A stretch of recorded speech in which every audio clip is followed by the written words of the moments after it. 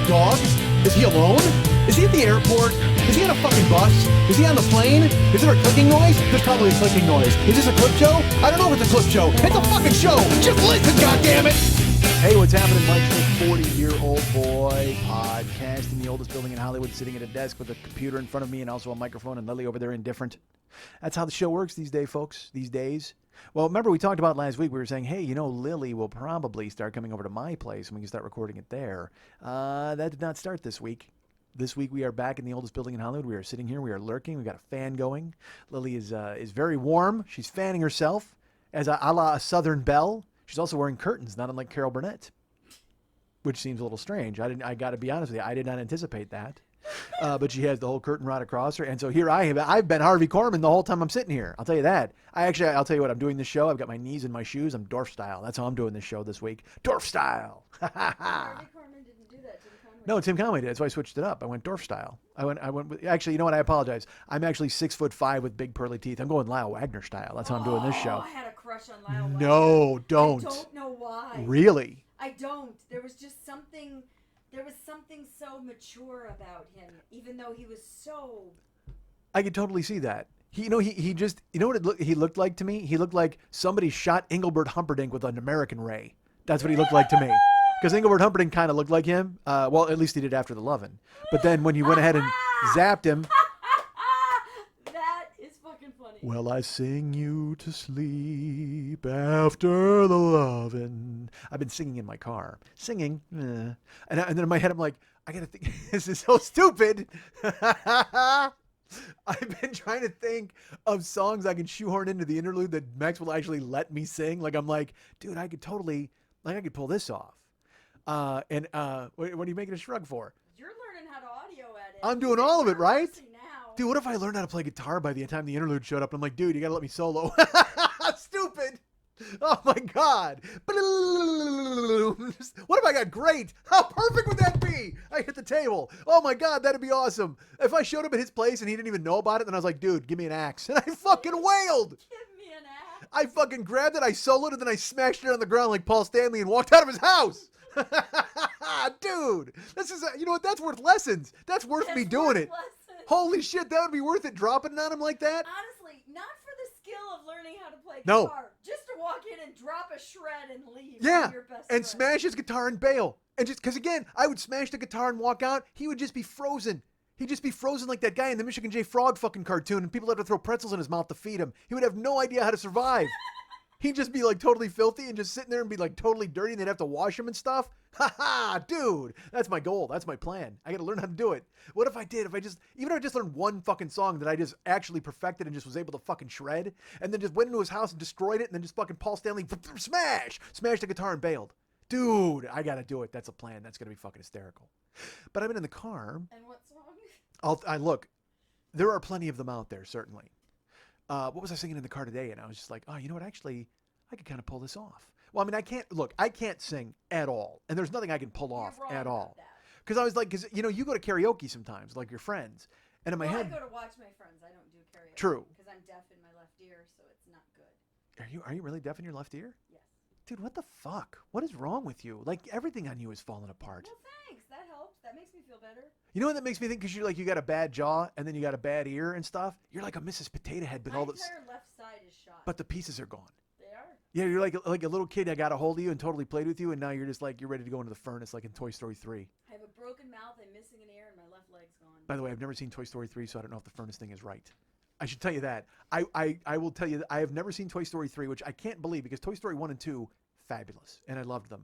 But Really? I didn't, and I think Toy Story 3 came out when my marriage was falling apart, and I was just like, literally, I was crying at the number 3. I didn't need to go see a movie called Toy Story 3 at all. I was like literally sobbing at anything at that point. As you know, I was fucking driving and crying, and I was going to fly you courageous is what I was certainly going to do.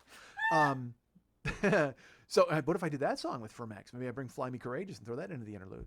What the fuck was I singing, damn it? Where I was like, you know what? Because I was actually, because there's a station, like Jill told me about this station called Road Trip Radio, and it's on XM Sirius, and they're just playing. It's their kind of their version of Jack FM, where they're playing a bunch of different songs and they're all kind of colliding, and there's no playlist. It could be anything. And I was like, this is fucking cool. It's like a shuffle on an iPod, and it's like it could play Super Freak, and then it'll play Zeppelin, and then it'll play Kid Rock, and then it'll play Huey Lewis. And I will tell you this: as I'm listening to it, I'm going, this is road trip radio if you're a bunch of white people in a car driving across country, because there was Huey Lewis in the News, and they played Let's Go Crazy, and in my head I'm just like, this is directly at my age group, like the 47-year-old white dude who would drive across country, because there was nothing urban about it. Granted, they played Prince, and they played Lionel Richie Dancing on the Ceiling and stuff, and I'm just like, this is all music, and again, and they mix in like certain It's summer music songs. For white guys. That's actually the radio Basically, for station. white people, I think, and for white people my age, for white 40-year-olds, because I'm in. It's like I'm not gonna shit on it because I can't. It's a button. It's now a button in my goddamn car.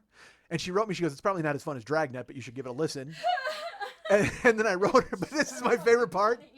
She wrote me that on a text, and then I wrote her back, and I took a picture of what I was listening to at that moment, and I said, maybe not as fun as Dragnet, but maybe is it as fun as Philo Vance Detective? Let's see. Starring Jackson Beck, the voice of Milton the Pop-Tart Toaster. Do you know who Jackson Beck is? You worry me sometimes. He was the voice of Milton the Pop-Tart Toaster. I'm an old grandfather. Do you know what I watch now? I'm not even joking. I think I might have talked about it on here. Because Dragnet isn't on anymore. I watched Mannix at her house because she has a channel on Comcast that shows Mannix. And I was like, dude, are you going Jerry Only? No. Oh, okay. Dude, but you were. I mean, if you don't know who Jerry Only is. Looking at the length of my hair, it's ridiculous. But you went Jerry Only there. That was straight up Misfits. Well, I was just trying to see how long my hair was. That's all. It's hot. Please keep talking about the Pop-Tarts. But you went Jerry Only there with your hair. That was perfect. And and I got something to say. I killed your baby today. All right, so one of my favorite tweets of all time. I wrote that.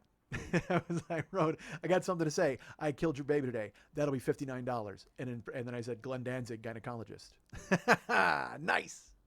Abortion clinic doctor. Whatever the fuck I made. Whatever the tweet allowed me to do. Whatever the numbers. I could have been abortionologist. It's an abortionologist. You know what? Actually, that's in my favorite board game, Abortionology. Abortionology? No, Oh. abortionopoly. Oh, man. Oh, you're never more than 5 spaces away from a place. Do not let your fist past go. Do not collect $50.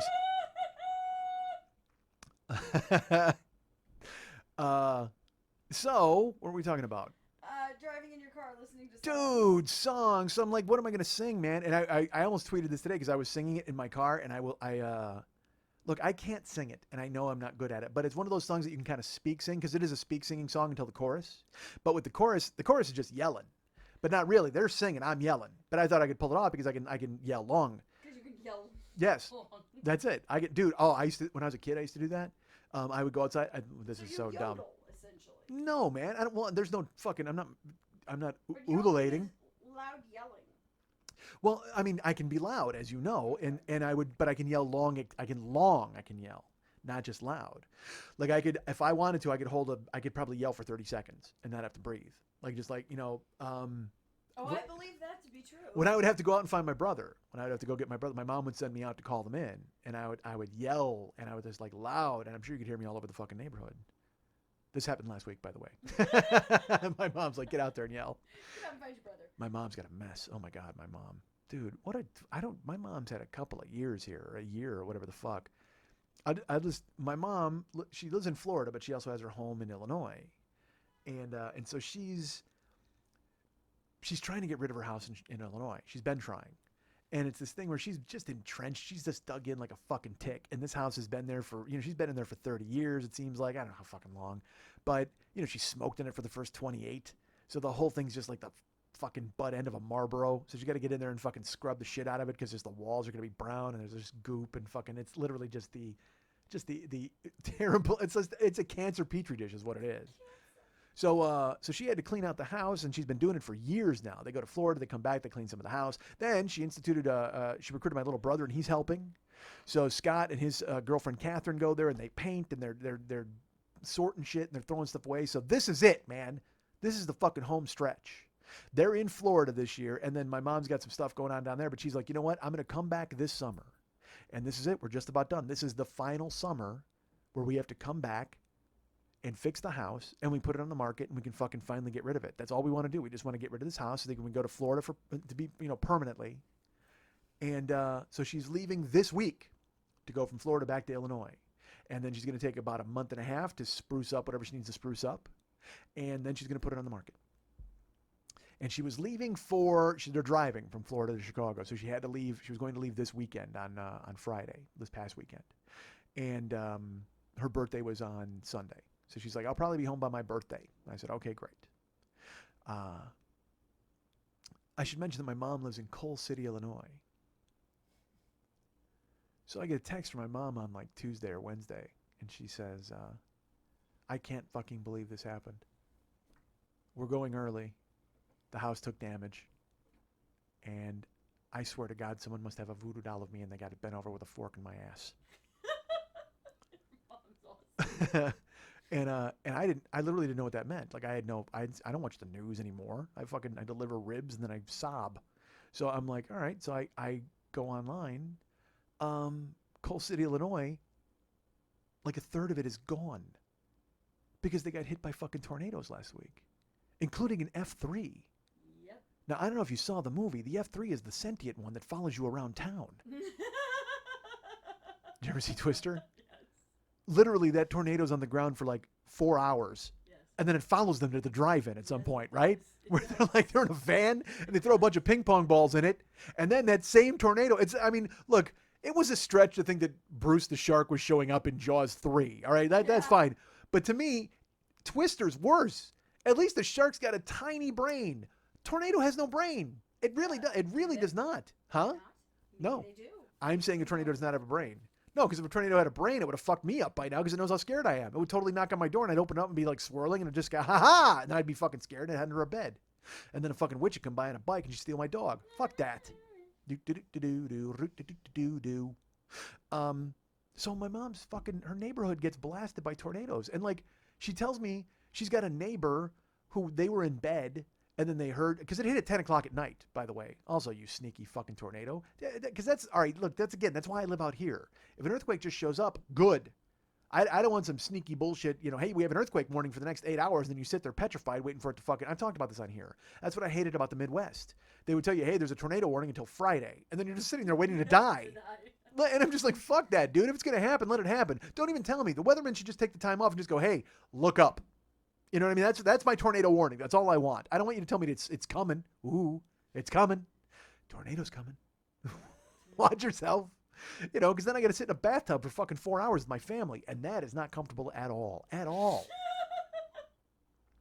We were in a tornado when we were kids. We dove into a hallway between a mattress and a box spring. And I remember it. I heard it. We heard it, and the whole house started to shake, and it went by. It wasn't near us. It was in Lamont, but we could hear it. And our house, like, kind of, here's the tornadoes in Lamont. This really happened. There was a tornado that hit Lamont, Illinois. It's like got to be 78, 79 maybe.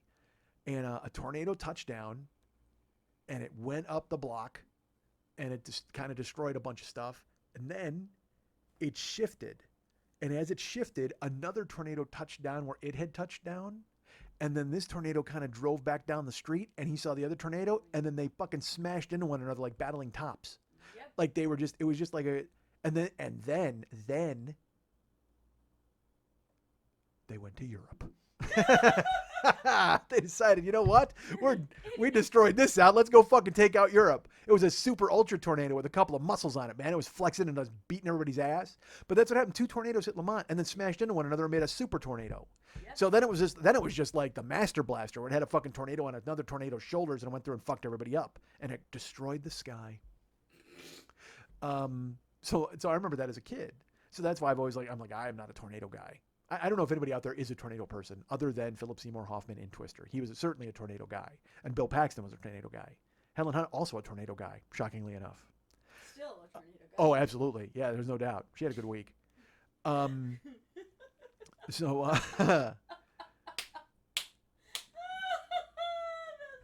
What? No.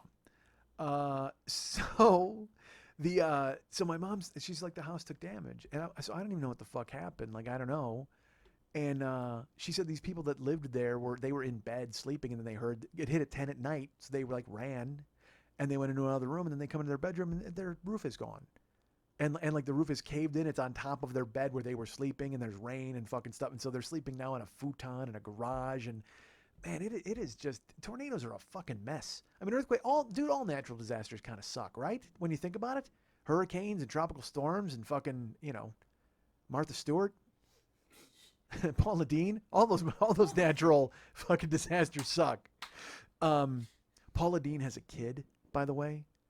I don't know his name. Bobby, that's it, Bobby Dean, and he hosts shows on.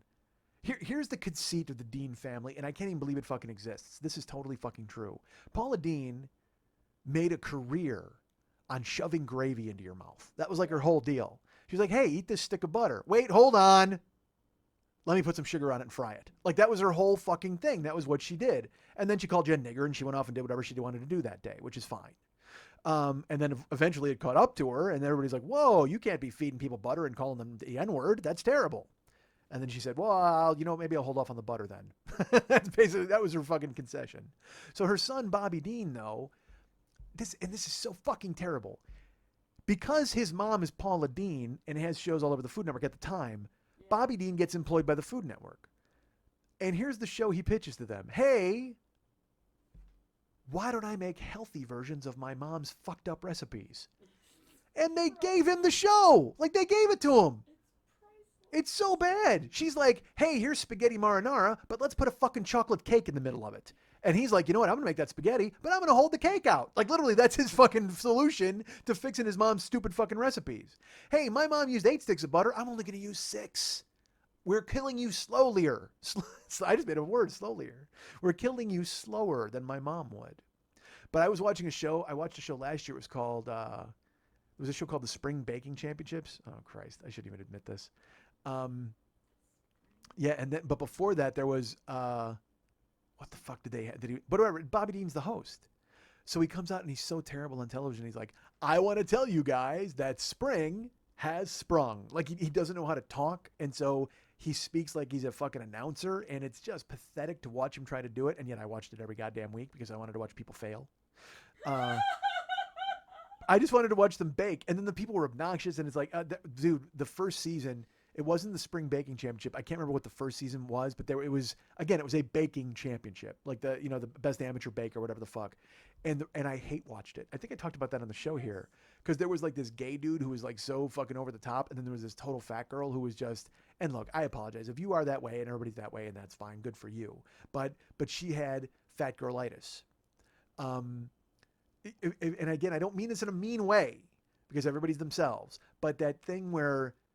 And again, because I recognize this, I cultivated my personality to try to deflect people making fun of me, and I beat them to the goddamn punch. Well, poor females, they have to deal with the fact that they're female anyway, and they're getting discriminated against and shit on by everybody. But then, God forbid, a poor woman is overweight, she's invisible. Literally, like they just treat her like garbage. And so the defense mechanism is they'll be the wacky one, or they'll be the fun one. And they pretend to embrace it. They're like, I'm fat and it's okay. And it's like, I mean, maybe they're okay with that, and that's fine. You're making a face at me. I have opinions. Let's hear them. No, let's not. You could not want to be anywhere more worse than here. Here's the thing. I'm in an industry that is empowering for women, but in reality, it's only an industry for women who are already empowered. So it drives me crazy when I see women emulating and being like other women who really aren't proud of who they are, but they're pretending, and it just drives me nuts. Well, everybody's got a mask. Yes, I'm sorry. Speaking of, there was John Wayne Gacy calling you? What is that exactly? It's a text from a clown. That's what I figured, like I A said. good clown. Oh, okay. I thought it might have been John Wayne Gacy contacting you in the middle of the show. Everything is safe and good with my clown. Good. Rope tricks? No. Oh. Well, I heard that's what clowns do, is they're good at the rope tricks. At least John was. God, when you read those stories about what he did, it's like, who fell for that? John Wayne Gacy would hire dudes to work for his construction agency, and then he'd invite them over for dinner, and he'd go, hey, I want to show you a magic trick with handcuffs. And they would say, okay.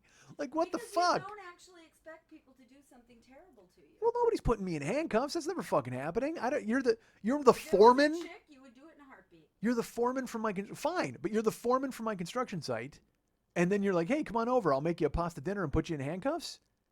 Things took a weird turn at that point. This is a guy who professionally purchases lime in bulk. You know you have no shot of getting out of the house. You can't let them cuff you up. It's not fucking happening. How do we get down to John Wayne Gacy? How did that happen? Simple clown tax. There you go. It's getting back to your mom. My mom gets home. I talked to her for her birthday. And she's like, oh, it's Michael, it's terrible. And I said, yeah, oh my God, Mom, I'm so sorry. And she goes, yeah. She goes, I can't believe this house is still fucking standing. I'm like, what? And she goes, I just wish the whole fucking thing had been destroyed, because then Allstate would give me a check and I wouldn't have to fucking worry about putting it on the goddamn market. She goes, but we've been trying to get it to market. Yeah. She goes, and now we can't. She said, we just can't.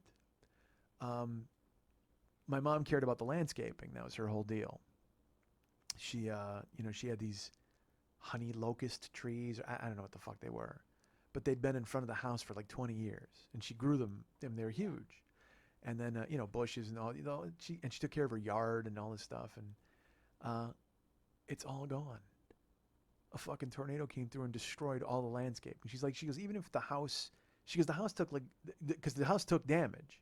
Windows are broken. Yeah. The entire side of the house is covered in dirt and filth because it all got kicked up, and shingles have been torn off like the whole roof, and the basement flooded. And it's so funny, again, I didn't even know what the fuck happened. Like, I saw that there were tornadoes and an F3 tornado, and then I saw that, that fucking scene from a helicopter where they just show that, like, 2 blocks destroyed? That's my mom's fucking town. And they won't just total it? No, her house it took shingles off the roof, didn't put a hole in the roof, but all the shingles are, like, torn off, like, 3 different sections, and the house is all dirty on the side, and get this, she's still dealing with her insurance company, because they just got back to town, but she talked to her neighbors and her friends. Yeah. And they've talked to their insurance, and our policies don't cover landscaping. Nope. And I said, Ma, that's your property. Like, why It the would fuck wouldn't only they cover it? landscaping if the tree fell on the house and caused damage. Yeah. So they don't cover any of it, Nope. any of the yard. Nope. And I hear it, I'm just like, what a fucking racket! You've got to be kidding me, dude. Because I got my own insurance bullshit going on now. I'll tell you this. I got a note. Did I talk about this on here where I got a note from Geico? I don't know if I've talked about it on the show. Geico is my insurance provider, and I've had some interesting times recently. I had a couple of... I talked about when I went and returned that rental car to the dealership, and they tried to pin me for a dent in the back, and I'm like, you gotta be fucking kidding me, because Melvin wasn't there to save my ass, and they were just trying to get me. And then I had a fender bender where I bumped into a dude, and he's like, oh man, we gotta call and report this. I'm like, come on, dude. And I took photos, and there was, I mean, I could see nothing on his car, but sure enough, he wanted to report it, so good for you. I don't know if you got a fucking new license plate frame or whatever the fuck. Everybody, it's a racket. It's just such a fucking racket. So this happens. I don't know if I told this story on here. I'm driving on the 10 freeway down near Venice, and it's stop and go. But when you get off at Lincoln Boulevard, there's 2 lanes, okay? And so we're driving, we're moving, and then we're stopping, we're moving, and we're stopping. But the thing is, people, they don't understand, because the next exit is 4th Street, and that's where everybody's going. So one of the lanes for Lincoln is always clogged the fuck up, because people think that's the one for 4th Street. But then when they see it's not, they kind of just jump out or jump in. So I'm driving, and look, I'm driving, and the guy in front of me, a guy in the lane in front of, in the left lane, just surges over because he's tired of waiting in that lane. Right. And so the guy in front of me hits his brakes, and I hit my brakes, but I don't hit him in time. Yeah. And I hit the guy in the ass. I'm going maybe 10 miles an hour, maybe, because again, we're in stop and go traffic. Yeah. We're just driving. So he hits the fucking brakes. I hit my brakes, and it just so happened that I slid, and I bumped him. No airbags. I mean, I didn't hit my fucking head. It was, none of that bullshit. It was just literally, I just like shunk, and I was like, oh, God damn it. So we pull over to the shoulder, and this kid gets out of his car. Big kid. He's got like a fucking flannel shirt on with shorts, you know what I mean, and sandals with white socks pulled up to his fucking knees. He's just 20. He might be 20. So he gets out and he's like, oh man, are you okay? And I said, I'm good. Are you okay? And he goes, yeah. He goes, it was just a bump. And I go, yeah, right? And I go, nothing happened. And He goes, no, it's fine. My car. He goes, and he looks, and he goes, is that, and because I have, he goes, what's that? And I have my license plate frame is kind of bent along my bumper from a previous incident. Yeah. And I go, oh, dude, that was like that. And he goes, oh, you sure? And I go, yeah. And he goes, okay, I just want to make sure. And I go, well, how about you? And he goes, no, man. He goes, there's nothing here. I go, well, there's this. And he goes, nah, that's nothing. It looks like maybe a scratch, but nothing's dent and nothing's hurt. My car's running. I go, cool. So we'll call this like a Cats game. And he's like, yeah. He goes, I don't see anything. He was, again, probably 21-year-old kid. But I was just like, awesome. That's so great. Because again, nobody's hurt. Nothing happened. Cars aren't hurt. Not fucking joking. He goes, yeah, man, I'm okay. And I go, are you okay? And he goes, yeah. I go, well, can we just take off? And he goes, yeah, I guess so. Not, again, I can't. It's like, I don't even want to say this because, again, saying it makes me so angry. But saying it also gives it life. Like, it's almost like Candyman. Like, if I tell the story a third time, then it's just going to have to relive it again or something because it's so fucking terrible. His girlfriend jumps out of the passenger seat, opens her door, comes out, and walks over, and she goes, no. And he goes, what? And I go, what's going on? She goes, no. She goes, you need to get his insurance. And he goes, well, there's nothing wrong. And she goes, no, you need to get his insurance in case I'm hurt later. And I'm staring through her head. I literally wanted to scanners her and just have her fucking head explode. I'm so fucking pissed. Because again, I've had a couple of things and I don't know what the fuck that's going to do to them. But again, nothing is wrong. Your car's fine. My car's fine. And this is the price of doing business when you're in a fucking car. Sometimes you get bumped. It's like, if you live in the city, you look at your bumper, it's all fucking scuffed up because you're bumped back into a mailbox or the fuck, or when you're getting into parking spots, parallel parking all the fucking time.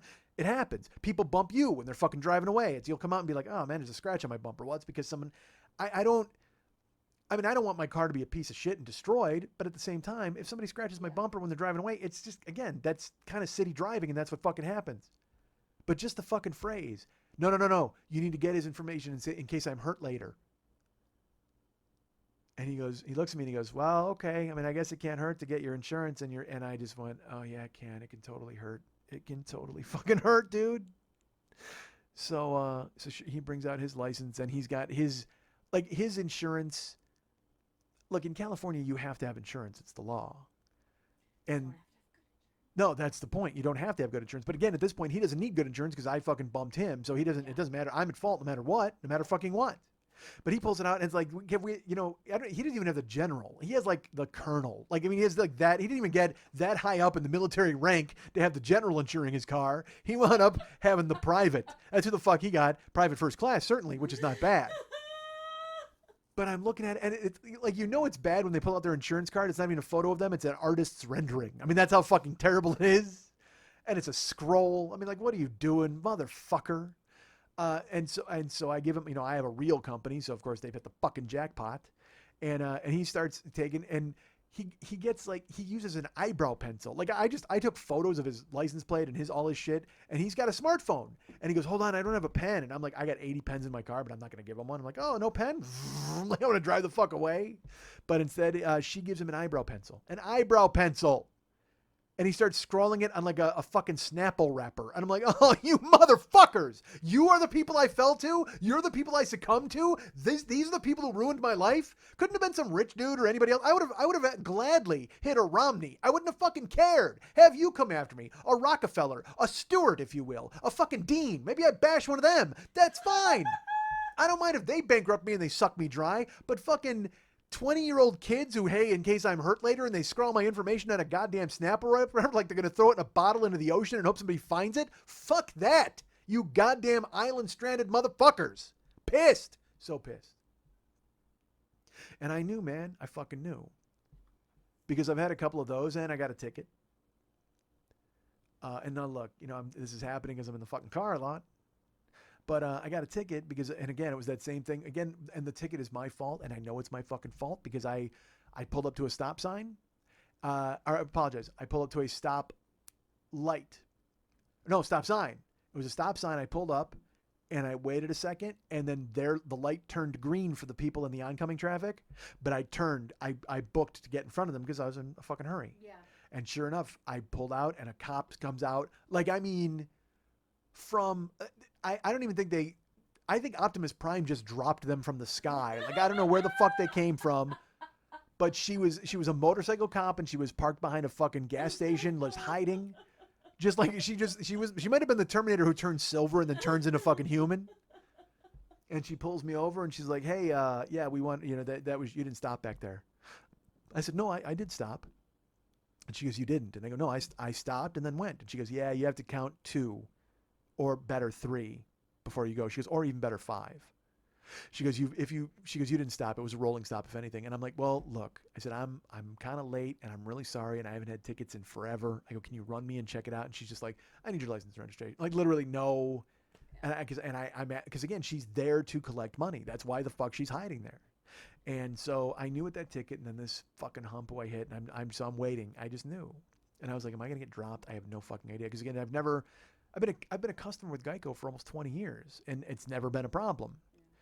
And also, I should tell you, I trick my insurance way the fuck up on purpose because I've been in accidents where I've gotten waylaid, and and especially in this town, you have to have uninsured driver out the ass because you never know what the fuck's gonna happen. Oh yeah. So I always have the highest limits and the lowest deductibles. I mean, that's kind of how I want to do it. Like I do it with my medical insurance. It's like, why not? If you're gonna have it, if I gotta pay for it, I'm gonna fucking pay for it.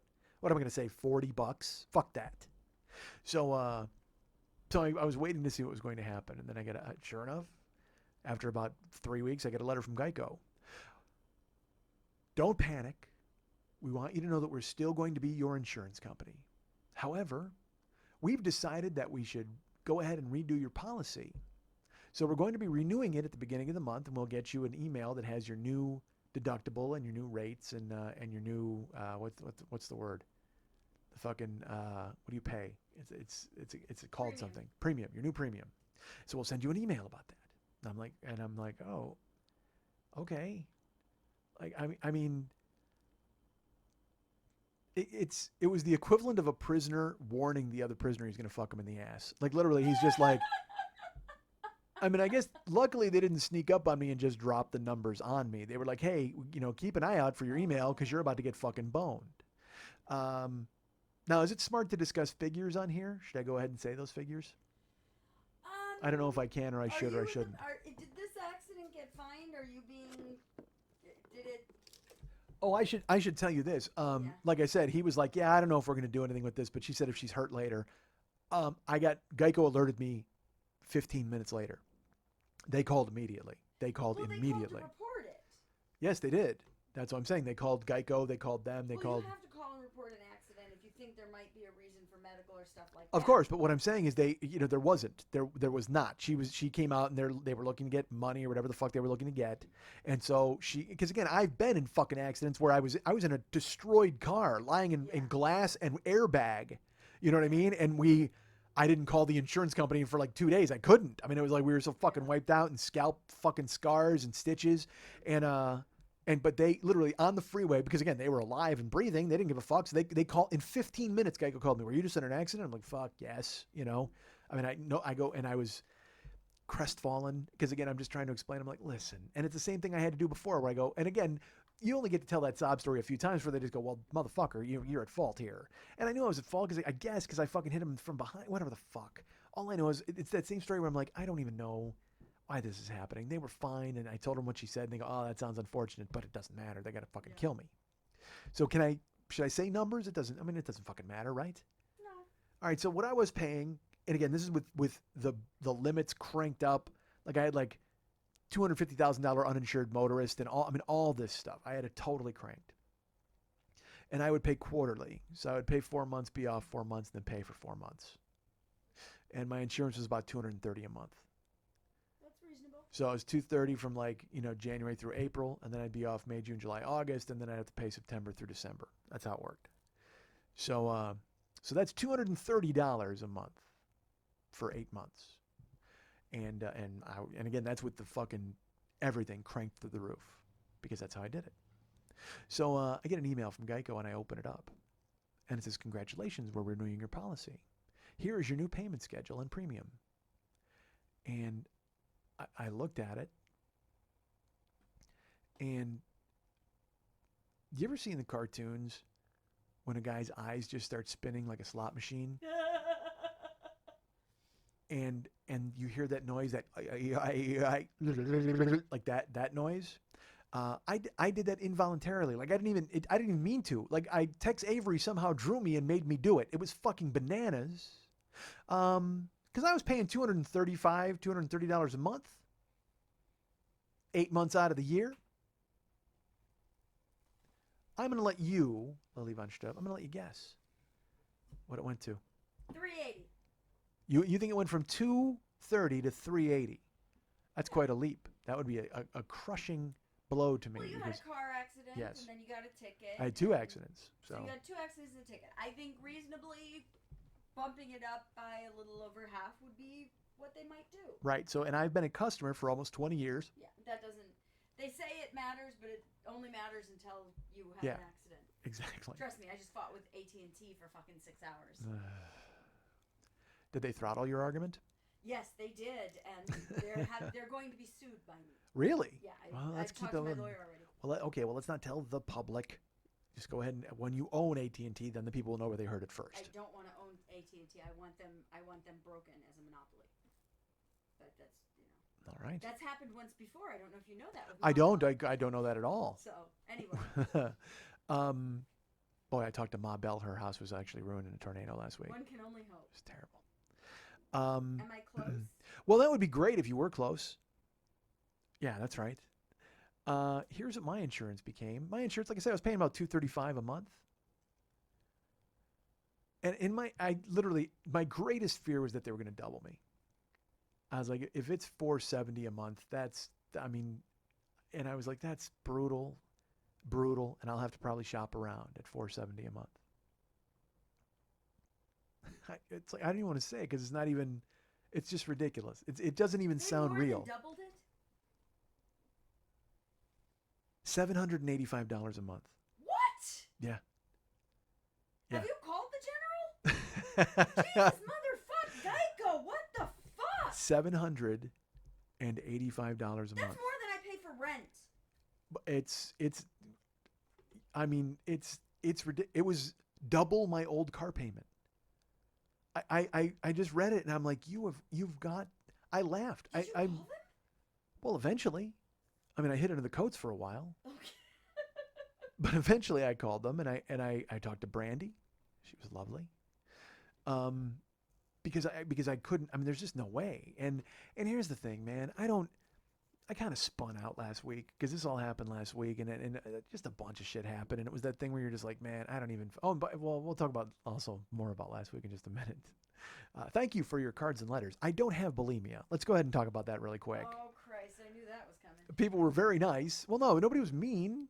It was more a general concern. Oh, yeah. And people wanted to do an intervention. and they're like, dude, have you, and our friend George is like, have you talked to Shannon about your bulimia? And other people too are like, have you talked to your therapist? Have you brought this up? And I'm just like, I don't know if I did or I didn't. I don't know because I don't have bulimia. Because here's the thing. That's exactly what someone with bulimia would say. No, someone with bulimia would say,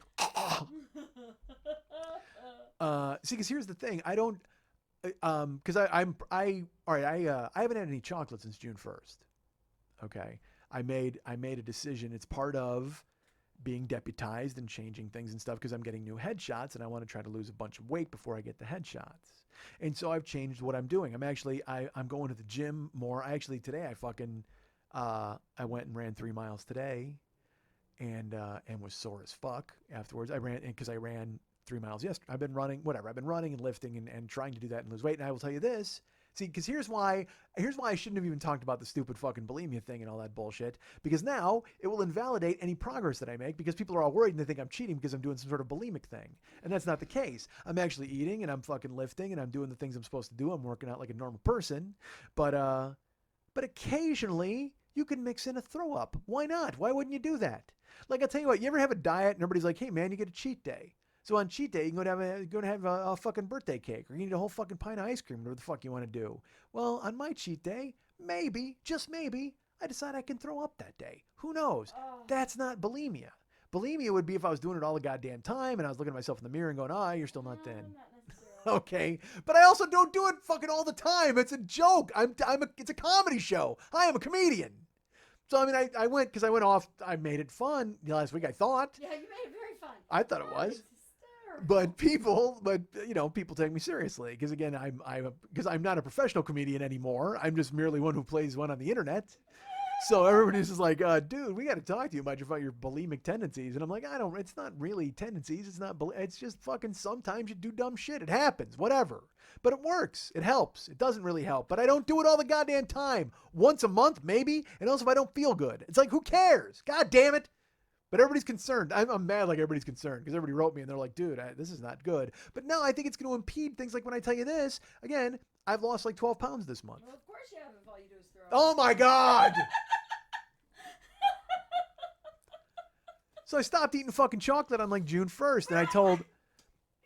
And I told Jill, I'm like, you know what? I'm going to stop eating chocolate. I go, I just am. That's the whole plan. And I won't have chocolate until we go to the Hershey factory at the end of July. That's like the next time I'll have it. And then so, will you throw up afterwards? We'll see. It depends on how much I eat. It depends, man. It depends. If I go Charlie Bucket, then no, I only have a couple of pieces. But if I go Augustus Gloop, hey man, I don't want to get caught in the fucking tube. I'm going to go ahead and vomit if I have to. If I go Violet Beauregard and they have to take me down to the juicing room, fuck yeah, I'll puke. That's actually what Wonka meant by the juicing room. They had to go down there and just fucking shove Oompa Loompa arms down her goddamn throat. Boom. And she just vomited out blueberry juice all over the goddamn place. That's how it worked. God, how great is it going to be in that factory? It's going to be ridiculous. You may never hear from me again. Like I might just disappear in there. It's pretty amazing. I've been there. Oh, good. I can't wait. I'm so excited. That whole week is going to be fucking fantastic. My friend runs the train there. No, there's a train? Don't tell me these things. I don't want to know anything about it. I just want to show up and see the Gene Wilder in a top hat and a fucking giant vat of stuff. I can't fucking wait. I'm excited. Jill and I are just going to get lost. So I've lost like 12 pounds this month. And it's from lifting and everything else, you know what I mean? And being on the treadmill. Fucking puke. I don't puke all the goddamn time. I might have thrown up once this month. So what? I mean, it just so happened it was last week when I threw up a hamburger before the fucking show. And then I talked about it like it happens all the goddamn time. And then everybody gaslights me and they're like, hey, dude, quit puking. And I'm like, I'm not puking, goddammit. Much. So again, it's like sometimes on cheat day, people are like, yeah, I'll eat a whole fucking bowl of fucking ice cream. And I'm like, no, maybe I won't do that. I'll just eat something and then get rid of it. I don't know. I call it it's a cheat day. It's not, believe me, it's a cheat day. But everybody was very nice and so they wrote me to save me from myself. And I appreciate that. And you're about 8 years fucking late. Good for you. 8? Well, this is year 8. 40. Well, 47 certainly. But I'm talking about since they've known me. I mean, these people, they weren't going to have an intervention for me at 11. I mean, fuck, they were going to swoop in, although they should have. Oh, I got pictures of me when I was 11. Pictures at 11. Isn't that? Pictures at 11? That's a Robert Plant album, right? If I remember correctly. That and The Principle of Moments. What the fuck am I spouting off random Robert Plant albums? So I want to hear about your insurance. What did you $785, man. What did they say when you called them? Dude, Brandy was nice. Do you still have the same deductibles that you had before? Yeah, that was the thing. Is I get her on the phone and I go, "Hey, Brandy." She's like, "This is Brandy. How can I help you?" I go, "Brandy, here's how you can help me." I said, "I have received new premiums from you, and they are $785 a month. That is ludicrous. I know there's nothing you can do about it in the abstract. Like you can't just go, well, we'll change it for this. I'm telling you this though, right now. You need to cut this down to as little as it possibly can be for me to stay with your company. Otherwise, I'm going to have to go to one of these bullshit companies like the General, and I have no interest in that. However, I will because I have to. I have to have insurance in California. So you," and she's laughing the whole time. And I go, "So you have to find the legally mandated lowest limit I could have and still be legal in the state of California." "Well, certainly, sir. I can go ahead and help with that. And what I'd like to do is see if there's some of these individual concerns that we can keep." I go, "Brandy, I appreciate that you have a script and you have to upsell or try to keep me." I go, "I'm telling you right now, you need to whittle this down as low as you can possibly get it. I don't care what the deductibles are. I don't care you have to just do it and tell me what the lowest offer you can give me is, or I will have to go and visit Survival or one of these other bullshit companies." I kept calling them bullshit companies and she's just laughing. And so she goes, "All right, well, I see that you have very high payments and very high limits and I'm like, "Yes." And so she goes in and she fucking whittles it down. And she's like, "All right, I can get it down to," and I think it was $385 a month. Bare minimum. That's bare minimum. That's uninsured motorist of $3,500. Oh, fuck. Yeah, dude. It's literally like it's that conversation is not a fun conversation because again, I'm 47 And when I first moved to California in 1991, when I had Ron Brown's War Wagon, I had to get insurance, and I went to Survival, and that's who I had. And the reason I like good insurance is because they do what they're told, and they're there when you need them. You can call them, and they jump into action. Whereas these other fucking companies, Survival Insurance never even really existed. They had a television camera and a green screen and an answering machine. That's all Survival Insurance was. That's all it was. Because then you would call and because again, I would call Geico after an accident and they would answer me and they would tell me what to do, all this stuff, like within 5 minutes. You would call Survival Insurance and they go, all right, well, leave a message and we will call you back. And I'm like, I'm on the side of the fucking road here. And then they would call you back like 2 days later. And there's always some guy named Hector in a basement. You know what I mean? And you're just like, oh, dude. And he's handcuffed and his foreman's upstairs mixing lime. You know what I mean? I'm just like, man, I got no interest in this.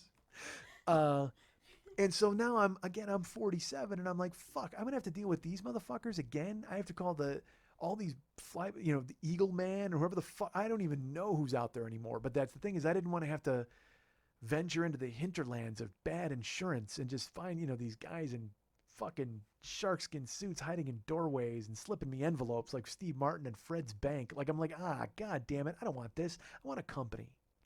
So Geico, she whittled it down. She's like, I think it was $380 or whatever a month, $385. And I said, is that every month or is that? And she goes, no, that's on the 8-month plan. I go, all right, what if I pay it every month? And she's like, all right, hold on, sir. And she crunches the numbers and she's like, it'll be $212 every month if you pay it. I said, sold. She goes, really? And I said, yes, done. That's fine. She goes, okay, well, I'll have to go ahead and drop your new premium and you'll get your new cards. And I said, great, send them out, whatever you got to do, email them. I go, let me ask you this. Here's my question. If somehow I win the Powerball, can I go back and have the same deductibles and change it back to what I wanted it to be? And she started laughing. She goes, yeah, I guess so. If you're rich, you can go ahead and do that. I go, thanks, Brandy.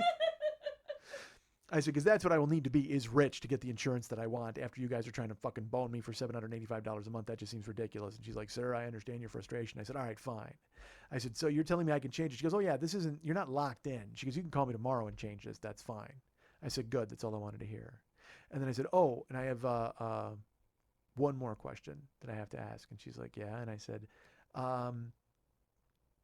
that coverage starts in July. She goes, well, here's the thing, sir. She goes, you are still insured with us through July 2nd under your old policy.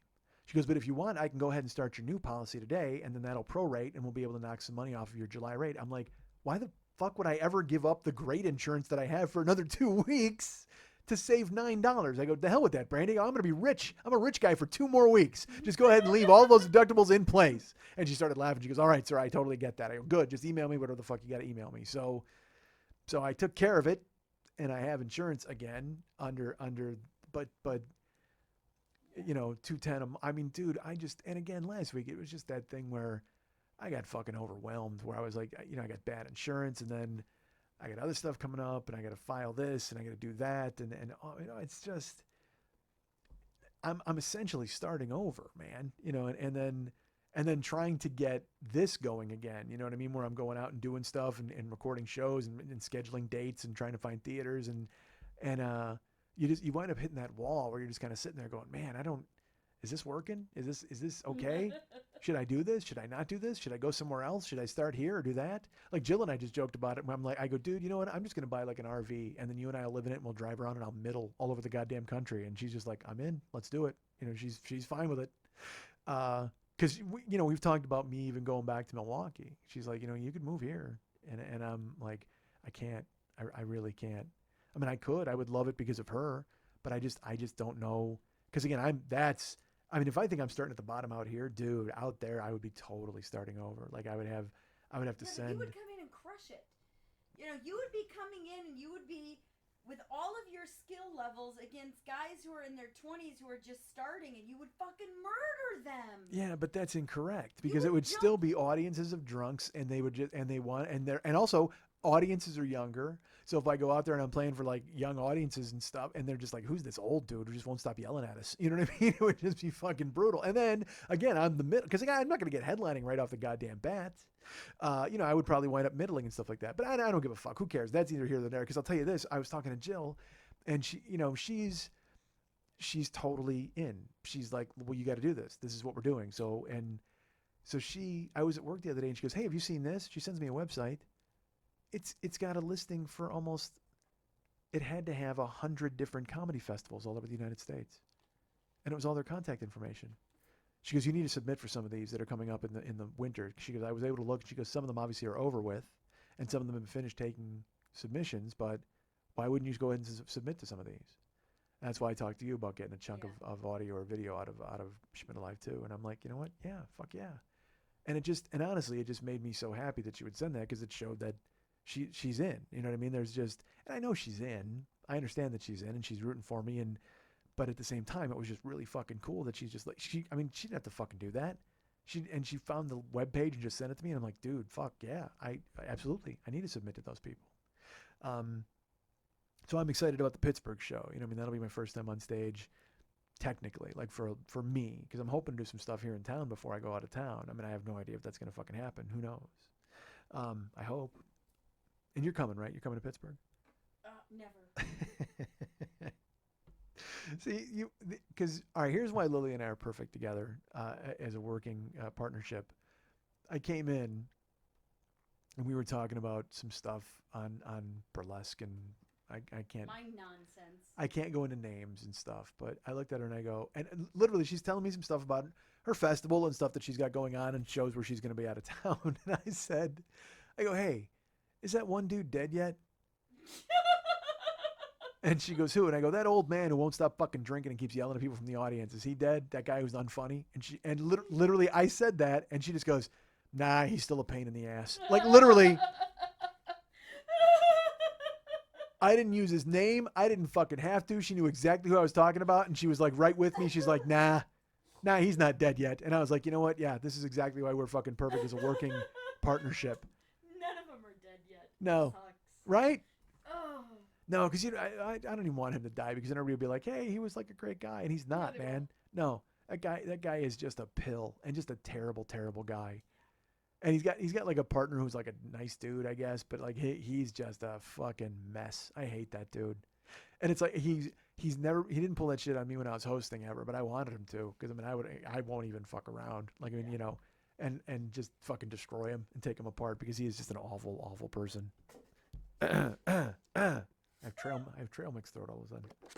And you don't even have trail mix here. No, I don't know what happened. I got raisin throat.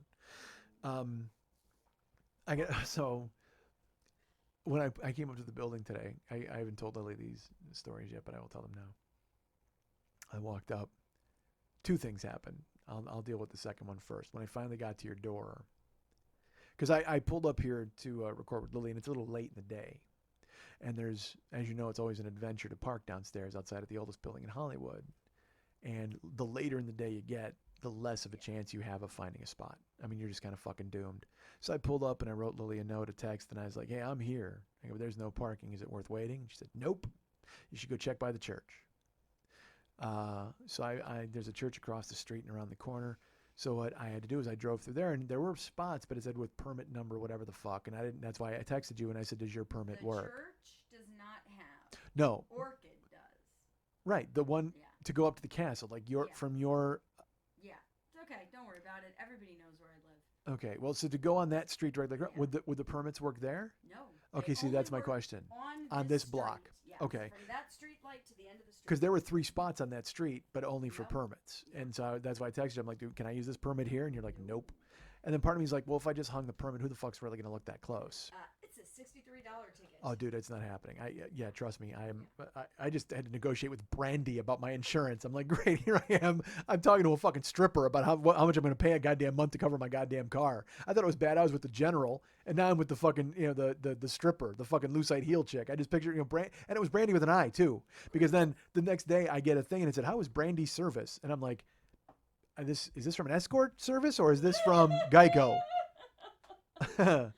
I have no idea. So sure enough, man, I drive and I go looking for a fucking parking spot. And so downstairs I had to wait. So I'll tell you again, the second one first. When I finally got my spot sussed out, I went to go walk into the building and there's a dude. And the whole time I had to wait downstairs. The whole time I was waiting, there was a guy on your steps. And he He gave off like a fucking Eddie Murphy and Holy Man vibe. Does that make sense? Have you ever saw that movie?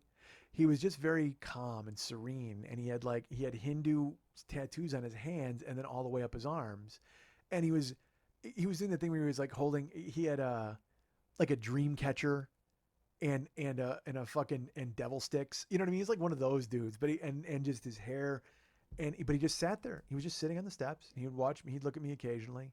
So once I finally got my parking sussed out, I go to walk in, and he's sitting there, and he goes, "I'm looking for my friend Jane."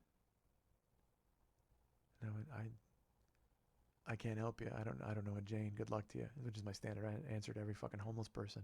He goes, "You don't understand. I need to find my friend Jane." I said, "Okay, but I don't. Why would I know?" And he goes, "Well, you're going in, aren't you?" And I said, "Yes." And he goes, "Well, she lives here." I said, "Well, I'm not going to visit your friend Jane." And he goes, "Well, is there a receptionist that I can speak with?" And I go, "Dude, there's no receptionist. It's an apartment building. I mean, maybe in the old days, this was the building from The Shining, and there was a guy at the desk with a bell." There was at one point. Yeah, right. In I go, 1927. exactly. Well, I got a feeling this guy's been waiting for Jane since then. And so I said, "Dude, I can't help you." And I get in the building. He was very nice. He bowed to me. He gets up and he like puts his hands together and he goes, "All right, well, thank you and peace to you." Then he sits down with his fucking devil sticks and whatever the fuck he did. And the thing that made me laugh was I came in the building and I'm just like, what a fucking knob. I mean, I literally like, why would you approach me or ask me about your friend Jane? And I mean, I don't know if I look approachable or I don't or I do, but is he going to ask everybody in the fucking town? Like he could, because I will tell you this, and here's what he should have done. And I should have told him this because this is totally true. Dude, if he had a bag of food, I would have let him in the building and I wouldn't have asked the fucking question. Thanks. But all right, let's put it this way. I would have asked him a question. I would have said, where are you going? Because I do that all the time.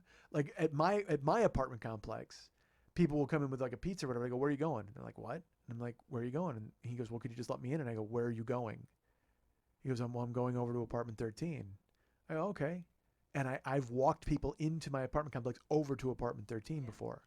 And they're like, "What are you doing?" And I go, "Dude, if somebody winds up dead in apartment 13, I need to know who the fuck did it." Do they look at you like, what the fuck? They're a little freaked out by that, certainly. But some laugh and some are like, "What the?" Because let's put it this way.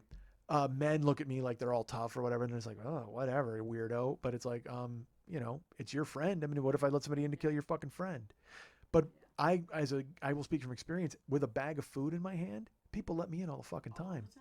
They don't even ask me a question. That's how social engineering breaks into banks and they just walk in, pretend like they're supposed to be there. And people are like, "Oh, okay, how can I help you?" They just look and assume. It's terrible. Really? Yeah. Well, I just walk in. Like, I mean, I'll go to an apartment complex. Someone will open the door and I'll walk in with them. And then I get in the elevator with them. And because I get in the elevator with women and, I'll hold the door for them. They get in and I will go. Like I stay in their eye line, you know what I mean? And I go as far over on the other side of the elevator as I possibly can because I don't want them to get weird or think anything strange. You know what I mean? Yeah. And I would say 95% of women they're looking at their phones. Like they'll get in the elevator with me, a stranger, and they won't even look at me. They won't pay attention to me because it's awkward to pay attention to me. Yeah. But it's even more awkward to let me leave your attention because who knows what the fuck I could do. But the point is, if I stand in the elevator and pretend everything is normal, it's the only way you get through thinking everything is normal. Well, wouldn't you rather think that everything was abnormal in this fucking guy? You got to keep an eye on him? No, because I have to live enough of that as a woman with a vagina anyway. I had a car hit another car staring at me walking across the street the other day. Then I had a guy walk up to me and smile and be like, "Hey, babe." And I made the mistake of just nodding, acknowledging another human being. And then he's like, "Wanna fuck?" And I'm like, "Does that work?" No, he didn't really say that. Yes, he did. And then as I'm walking to put my shopping cart back and the cart starts to roll away and I do 3 steps of a jog, grab the cart and push it, and a guy in a car comes by and he goes, "Hey, nice top." And I'm like, "You're not looking at my top, you're looking at my boobs, you asshole." Hold on a second. Nice top. Was it Don Draper by any chance? No idea, but it's just, did some guy pull up from 1962? So if you just get in the elevator and you're just like, everything's normal, you can just pretend everything's normal. I guess. I don't know, it's man. Awful. Awful being a Well, chick. again, I'm 6'2" and 266 if I didn't these know days. you, I would be a little frosty, as you say, You should in be. an elevator with you there. Why wouldn't you be? I would have a tendency to go, if he's going to attack me, am I better off kneeing him in the balls or punching him in the throat? I'm probably going to go for his throat because my shoulder is at the same height as his throat. That would be the thought I have. Step on his foot, punch him in the throat. Pray the elevator door opens before he snaps your neck. I'm trying to teach Jill how to do that kind of stuff where I'm just like, all right, here's what you do. And it's become this drill where I say to her, I go, all right, so what's the number one thing you know? And she goes, you never leave with them. I said, exactly. You never leave. No. And what do you do? And she goes, I get loud. I go, exactly. You get as loud as you possibly can. Like we had a thing the other day, and look, I got all sorts of fucking weird issues where I want to protect her and keep her fucking safe and just throw her in a plastic bubble and make sure nobody ever talks to her. I mean, it's so terrible. But I'm trying to deal with them and get past it. Well, but again, I'm in love with her and I'm not there to take care of her. And so that all triggers me and it's fucking stupid. But there was a thing did I talk about on here about the Walmart kidnapping in Wisconsin? No. She sends me a note, and there was a guy with a gun. A guy shows up in a Walmart parking lot, and he has a rifle, and he makes a girl get in the car. This is like 3 a.m. She's on a break. She's an employee. He makes her get in the fucking car, and then he drives off with her. And, there's the fucking video footage of him doing it and making her get in the vehicle. And so Jill and I watch so many murder shows. She's like, well, first of all, that she knew him. Second of all, and she's probably dead if they don't find her. All is, because we're breaking it down. And it turned out that the girl, while she's in the car, she's texting help to her boyfriend. She's texting help and all that.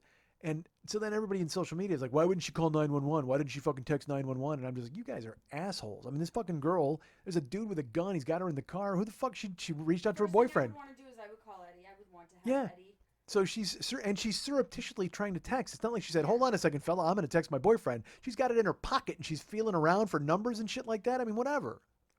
So I told Jill and I go, I can't believe she even got in the fucking car with him. She goes, well, the guy had a gun. And I go, he's not going to kill you in the Walmart parking lot. I go, I guarantee that guy's not there to shoot her. He's there to take her and do things to her. And if he's going to kill her, he's going to do them after he does the things to her. Yep. I go, and that's why you never go anywhere. She goes, I know, never go anywhere. And I said, no, you don't. I go, and if he comes for you, you fight and you yell. I go, you hit him in the Adam's apple. You hit him in the nose as hard as you can because his eyes will water. I go, and you bite and you scratch and you fucking scream and yell and you do everything you can to get away. And she goes, yeah, but she goes, well, obviously that this girl probably knew him. And what if he was having like a crisis or a breakdown and it was a friend of hers? Oh, my God. And she goes, and it was a friend of hers. And I go, well, he's got a gun. He's no longer a friend at that point if he's pointing a gun at her. She goes, maybe he just needed someone to talk to and he needed to be talked down. She goes, honestly, I probably would have got in to try to help him. And I mean, dude, I'm staring at my phone when that text comes through. And then she texts, I love you, honey.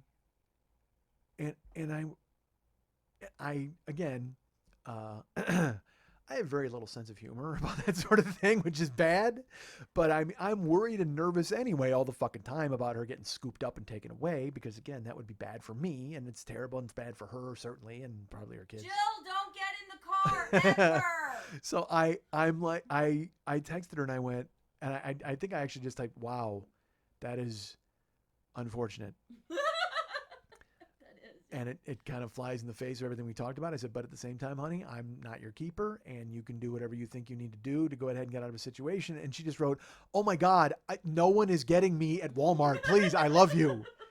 And I go, well, no, it's obvious that you've thought about this and you think you could help your friend. She goes, well, if it was a friend of mine and I thought that he needed someone to talk to and maybe I could talk him down, then yes, I probably would get in the car to talk to him. And I'm like, you're not helping. You are continuing to double down on your I can help the guy with the shotgun theory, and that's not fucking helping anybody at all. So then we wind up having that, again, it's that stupid fight about like, what would you say to her? You know what I mean? Or, hey, what did he say? It's just nonsense. You're just projecting a fucking thing. It's as stupid as saying, hey, if Scrooge McDuck offered you $1 million to go ahead and, no, it's not real. None of this is real. There's no point in getting upset about it. But at the same time, because I've told her over and over, I'm like, you don't get in the car. You don't go anywhere. You get as loud as possible. And she's like, well, it was a Walmart parking lot. I mean, what's going to help if it gets loud? I go, there's cameras and people inside, and who the fuck knows? She goes, well, what if he just shot her there and left her there? I go, he's not there to shoot her. If he was there to shoot her, he would have pulled the gun out and he would have fucking shot her. And if he's going to kill her, he's going to kill her anyway, and you probably just saved yourself 45 hours of torture and rape. That's kind of what I told her. Yeah. And but then it turned out, like I said, she's just like, honey, stop. This is ridiculous for you to even think about this. And I'm like, this is all I think about. What do you mean it's ridiculous? This is the only thing I think about is you in the Walmart parking lot at 3 a.m. and somebody pulling in. She's like, well, I'm never at Walmart at 3 a.m. What are you doing? She goes, if anything, you go to Walmart at 4 a.m. You can't go anymore because someone's going to show up with a gun and take you away. Wait a minute. Why are you at Walmart? I talked about it on here. Don't do that anymore. Well, because that's the best time to go. There's never a good time to go to Walmart. Walmart is evil. Well, it's in Wisconsin. So, I mean, it's like, and it's 24 hours. And this is when I was buying chocolate bars. So it was like. And there's men with shotguns there. So Well, that's what I've heard. To go to Walmart again. Well, yeah. So, she told me, she goes, you can't go down. I'm like, what? She's like, yeah. Because I would walk through and take pictures of stuff and send it to her. And I'd be like, what about this? Does this look good? And she was like, oh, you're so cute. And now she's like, you can't go ever again. I'm like, ah. I'm with Jill on this one. Damn it. No Walmart ever. So that dude, if that dude would have had a bag of food, he could have just gotten into the building. He wouldn't have to even think twice about it. He could have just fucking moseyed in. I wonder if he's still out there looking for Jane. Namaste. Sweet Jane. Namaste. He's out there saying he's got a prayer rug. He had to turn. Oh, Jerry Only, bringing the hair back. Let me take a picture of it and post it. People know exactly what I'm talking about. Google Jerry Only. You'll see exactly what I'm talking about. We didn't. What are you, my mom now? With the let's not say we did? My mom used to do it all the time. My mom used to say, let's not and say we didn't. My mom used to say, let's not and say we did. My mom used to say, oh dear, bread and beer. If I was rich, I wouldn't be here. She'd say that one all the time. That's the name of the show. You know what she says now? Fucking tornado. Fuck. She's so bummed. And there's a whole bunch of other shit going on too that I won't go into. But yeah, so now the house, she's like the basement was flooded. And dude, I gotta say this. So she has all of like a bunch of old pictures of me. Remember I talked about me on the leash and the harness, and so I just figured they're in the basement, and I don't know if they're in fucking. Because Jill asked me if they were in fucking waterproof like tubs. I go, I have no idea. I go, my mom just could have had them scattered all out in a mosaic. I have no fucking clue where they are. I literally have not been to that house in 8 years. It's got to be. I haven't been to Coal City, so 8. Yeah. Since I started this podcast. No, I literally think like 2010 was the last. It's 5 years. No, yeah. Let's do this on the air. Let's sit here and debate the last time I was fucking home. But I haven't been in that house in fucking forever. So I don't know how I just remember what it looked like when I was there, and she said it's all stripped down now. So I talked to her on the phone today, and I go, Ma, I goes, the basement flooded? She goes, oh yeah. She goes, and Dan's son got there and he got a pump and a generator, and because they have no power. But he was able to use the generator and pump out the basement. And she said there's still some standing water in Dan's office down there, but but they got as much out as they possibly could. Their garage door was crushed in by the wind, so it doesn't go up, the power door. And it's, it's a 2-car garage. So Marty took a sledgehammer to it to try to fucking bang it out, and so it would go up and down, but it won't. So they have to go down through the house up into the garage instead of being able to walk in and out from the outside. But she said, no, the basement was empty. She goes, it was flooded, but it was empty. There was nothing down there. I said, oh, that's okay. I go, so our pictures and stuff? She goes, oh, no. She goes, that was all upstairs. She goes, she goes, I wasn't about to risk that and have it in the basement. And, oh, there's an upside. Well. Some stuff was saved. Well. Oh, no. And she said, she goes, yeah, my storage unit is gone. And I said, well, is that where you had the pictures and stuff? She goes, no. She goes, I wouldn't put them in the storage unit. She goes, but you know that, because my she's an antiquer. Yeah. Like she goes to yard sales and auctions and all that stuff. And she's been buying stuff for 25 years. So she's accumulated all of this stuff. And she's like, I'm just going to have a fucking estate sale.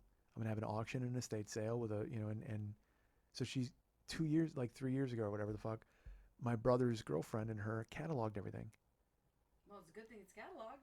They sat down and wrote it all down, and they cataloged everything, and they kept track of all of it, and then she put it in the storage unit, and it's gone, all of it, everything. She goes, my entire storage unit is gone. So for 25 years, she's been collecting jewelry, antiques, candelabras, sculpture. I mean, all this stuff. It's all gone. And that was when I heard the catch in her throat, because when she was talking about the house, because she didn't give a fuck about the house, she wanted it to be leveled. But when she started to talk about the storage unit, she just said, she goes, yeah, all of that. She goes, we took 2 years to catalog everything. Is the storage unit insured? I didn't ask. The vibe I got was that it's not. because she just went, it's all gone. Everything's gone. Yeah, but knowing everything is gone and that loss is still different than the I may be able to still get something out of it, but I haven't even been able to deal with it feeling. Maybe, but she also went into the whole. She was like, listen, she goes, other people here have lost their entire homes. She goes, I can't be upset about losing things, tchotchkes and stuff I was going to sell. She said, so there are people, she goes, luckily nobody died, but there are people who've lost, she goes, not only did they lose their homes, but they lost everything in their homes. She goes, I have the pictures of you kids and I have all that stuff. She goes, but people lost all of that. It was because of flooding and everything. She goes, so I can't be upset. And I think that comes with being 72. And it's I had, this sounds so stupid. So she's 72. So to her, that stuff doesn't really mean anything anymore. I mean, she wanted to do it and she wanted to do an estate sale. But I think at some point she comes around, especially with all the shit she's been through the past 2 years. You know, she had lung cancer twice. Beat it. So, I mean, she probably had some perspective where she went, I don't give a fuck about a painting. I mean, she would have loved to do stuff with it, but inevitably she can let go. And it's a lesson. It's a lesson for me. And here's why. Because my DVR is so full that it's so hard for me to record new programs. And I look around at the stuff I have in there and I go, Mike, you're never going to watch this, but I just can't bring myself to let it go. I can't delete 37 hours of Top Chef.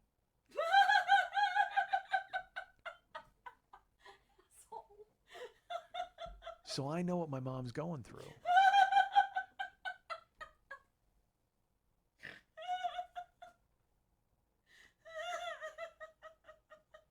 Really makes you think.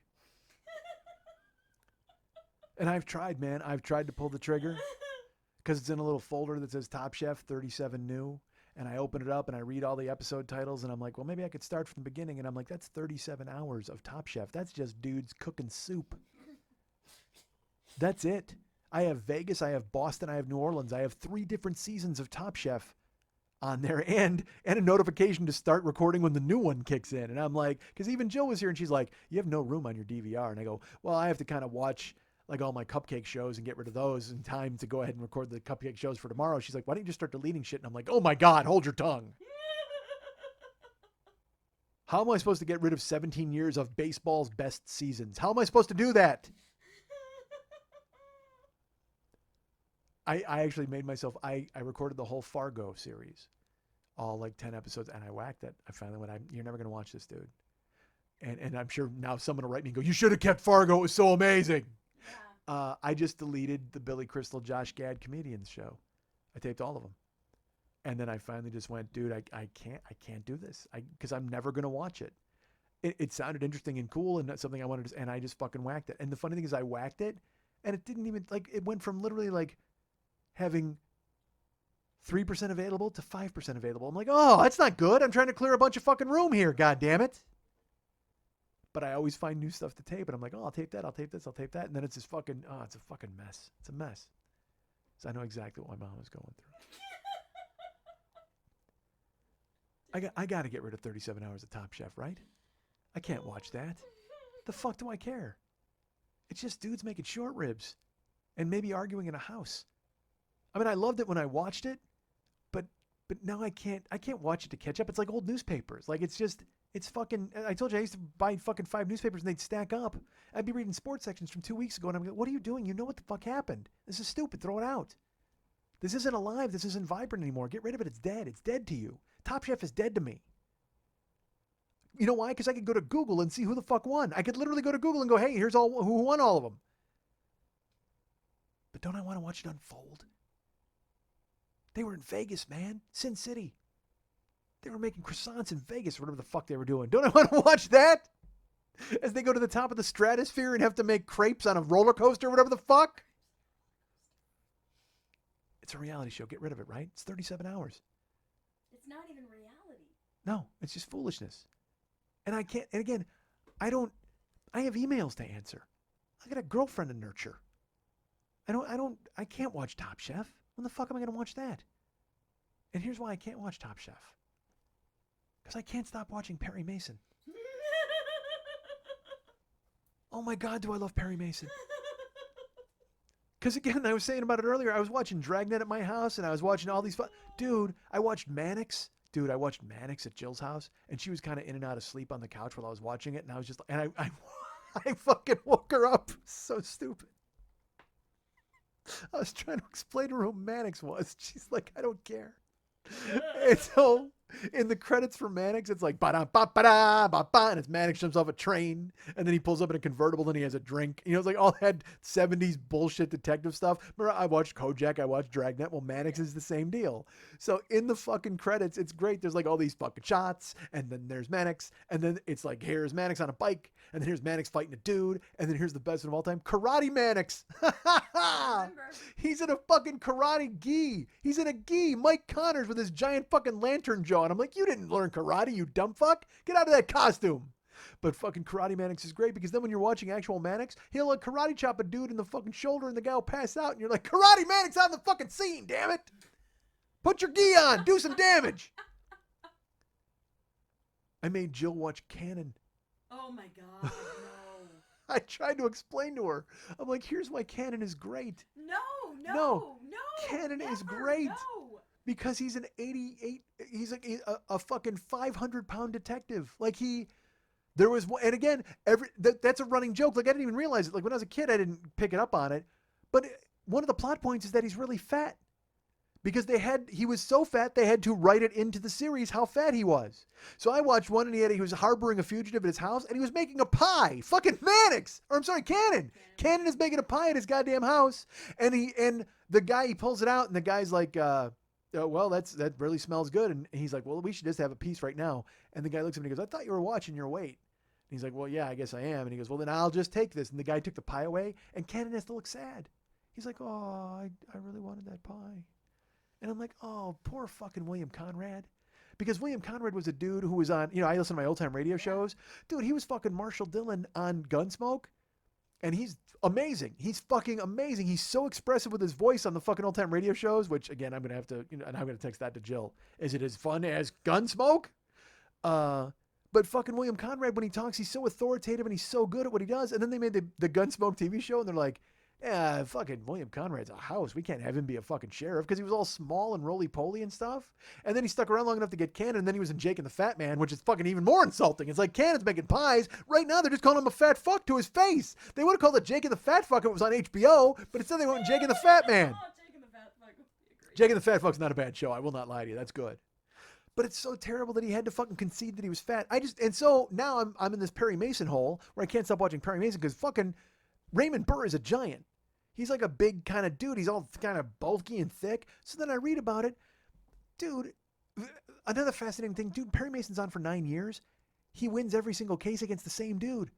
The same dude's the district attorney like the entire fucking time. And Perry Mason beats him in every case. Every case. Yes. So then I Google it. I'm like, that can't be real. And it turns out the actor who played the fucking district attorney once, he was caught in an illicit party in the 60s. Or in the 50s with marijuana and loose women. And so then they fired him from the series, but then people wrote in and they gave him his job back. It's fucking ridiculous. But reading about it, I found out that guy he was supposedly going to be Perry Mason. He was going to be Perry Mason, but they wanted to give Raymond Burr the role. But they told him he had to lose 60 pounds in order to become Perry Mason. And then he did. And then when you watch Perry Mason, you're like, how fucking big was that dude? Because then later on in the 70s, when they bring back Perry Mason crime shows, he weighs 400 pounds. Yeah. I gotta stop talking about Perry Mason. Nobody fucking cares. No, not at all. This is fascinating. Sure it is. Tornadoes and Perry Mason. It's been the best show yet. So I pull up at your house downstairs. I show up and I texted you. I'm like, there's no parking spots. And I said, is it worth waiting? You said, no, go and look by the church. So I drove. I did a couple of laps. And I came back and here's the thing. If there's no parking, I have to pay to park. I got to go park next door in the pay lot. And I don't know if you heard about my insurance situation, folks. Yeah. I just sent all my money to fucking Brandy. So it's not like I can go ahead and pay for fucking parking. And that's Brandy with an I. And that I is on my bank account as she fucking empties it and takes all the fucking dough. So I'm downstairs and I pull up. And, and so then I start going along. I can wind myself up pretty good. And so I start looking at all the cars to see who has permits and who doesn't have permits. You and Eddie both. And when a car doesn't have a permit, dude, I want to smash it. I know that's irrational and foolish, but I just wanted to get up here to fucking record and get knock a show out. That's why I'm here. I'm here to fucking knock a show out. And I don't want to pay. I don't want to do any of that shit. So when people are fucking parked illegally, I want to get them towed. I want to call the cops. I'm going to do, you know what I really want to do is the whole fucking time in my head, it spirals off from like, man, I wonder whose car that is. Man, I wonder if I can get in there and, you know, maybe fucking pull the brake and like slide it out of the way. Well, maybe I could just fucking call the cops and they could tow them or something like that. You know what? Fuck it. I'm going to get gas and pour it on every car in this fucking lot and set it on fire. That's what I'm going to do. I'm going to fucking burn this whole fucking place to the goddamn ground. Like goddamn James Caan and Thief. Dude, there's a movie called Thief, and James Caan, I don't want to give a spoiler alert, but at some point, something happens and James Caan just goes, fuck it. And he goes to a used car lot and he covers every car in gas and he just burns the fuck out of them, just sets them all on fire. And that's what I think about doing. That's what I want to be. I just want to do that in your fucking block. I want to set everybody that doesn't have a permit on fucking fire and burn it to the goddamn ground and melt them into ashtrays. That's what I want to fucking do. You know what I would really want to do? I want to get in my car and get a shotgun and go to a Walmart. So anyway. You in. So I'm downstairs and I'm looking for a parking spot and there are none and I'm frustrated and I don't want to have to pay. And then I look through for permits and then I notice there's like a U-Haul van parked down there and it doesn't have a permit. I'm not happy about it, but I'm like, oh, what the fuck? What am I going to do about it? So I spin around and I go and I park. And two people come out of the building across the street and they go to the van. And they open it up, and there's stuff in the back of it. It's it's not a truck, it's a van from U-Haul. Rent this for $19.95. So they go into it, and there's some boxes. So it's a man and a woman, and they each take a box, and then they walk inside. And I'm waiting and I'm watching, and they come back out, and they open the van. And now I can see inside there's a few more boxes, and then there's a mattress and a box spring. So they take the boxes, and they empty them out into their hands, and they walk into the building. And in my head, I'm thinking, all right, are they going to load their house and then come out and move the van? Or are they planning on leaving the van here with no permit? I don't know. But they come back out and they grab the mattress and they slide the mattress out. And I pull up and I say, hey, are you guys leaving after you unload your van? And they said, yes, we are. I said, great. Well, I'm just waiting for the spot. They go, okay, we'll be done in a few minutes. And I go, do you need any help? And they said, no, we're fine. And I said, okay. So I back my car up and I'm waiting patiently as these two 22-year-old hipsters wrestle with a mattress. They kind of slide it out and then it starts to bend and fall and she tries to grab one end and he tries to grab the other and then they slide it back in and they actually step back and almost put their hands on their chins to stare at it and contemplate exactly how to tackle getting the mattress out of the van. Because every time they go to slide it out, it starts to bend, you know, because as mattresses will do. Yes. And instead of just I'm watching, instead of just grabbing it and letting it, they don't want it to hit the ground. That's the whole thing. And look, I understand that. But then all you got to do is put one person to put their hand underneath it and back up while the other person walks out with it and then you walk in. But instead, I'm watching Buster Keaton hanging off of a clock tower. I mean, what the fuck? Get your mattress and get in your fucking house and give me this parking spot so I can get upstairs and fucking crank out a goddamn show. So they take 4 different attempts where they slide the mattress out and then they try to spin it around and they try to take it out the flat way. So I pulled up again and I go, hey, you know, I'm happy to help you if you want me to. I said, you know, she can stay out with the van and you and I can carry the mattress in. And he goes, no, it's fine. We got it. It's cool. And he wasn't mean. But they are a little freaked out at the old man who wants their parking spot so bad he's willing to carry stuff into their fucking house. And again, by the way, I talked about letting fucking Nama stay in the house with a bag of food. I'm offering to go into their apartment with them. And what I wanted to say to them is, look, you don't know me, all right? You have no idea who I am as a person, but I'll tell you this. You know I'm sincere and you know I'm legitimate if you know anything about me, because if I'm offering to touch your fucking mattress, I am absolutely on the up and fucking up. Because I am the last guy who wants to put his hands on fucking anything that anybody's going to sleep on or a bug is going to live in. Fuck, especially on Bedbug Avenue. So, but they're kind of like, no, we got it. So I'm like, all right. And here's my favorite part is I don't get out of the car. I creep up in the car alongside them and roll my window down and talk to them. And I go, all right. And I roll the window back up and then I creep the car back to where it was instead of just getting out and talking to them like a human being. So they make their 5th attempt to get the mattress. And finally they realize that they're just going to let it hit the ground because they can't figure out how to fucking put their hands underneath it. It is like, again, watching an Ernie Kovacs sketch. I mean, it is fucking stupid. So they slide it out and he fucking, first of all, he gets in the van and he goes to slide it out and he lets her grab it, which is fucking stupid. She should be the slider. He should be the grabber. He's the DJ. I'm the rapper. Get it straight.